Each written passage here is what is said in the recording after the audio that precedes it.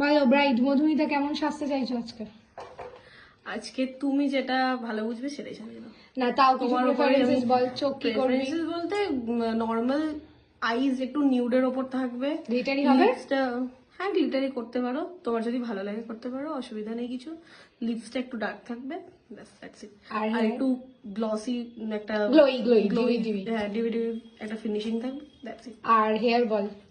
Hair curls এর ওপর open কার্লস যেরকম হয়। ওকে ঠিক আছে, তাহলে দেখা যাক কেমন লাগে। ঠিক আছে, চোখ বন্ধ কর।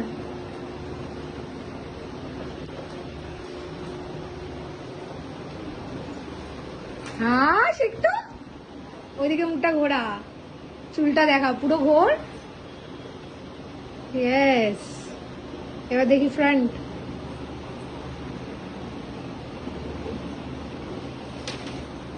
এবার দেখি মুখটা, দেখি কেমন লেগেছে বলো। দারুণ দারুণ, আমি জাস্ট এক্সপ্লেনই করতে পারছি না, এত ভালো লেগেছে। মানে ট্রিম লুক দিয়েছে পুরো, খুশি? ভীষণ খুশি।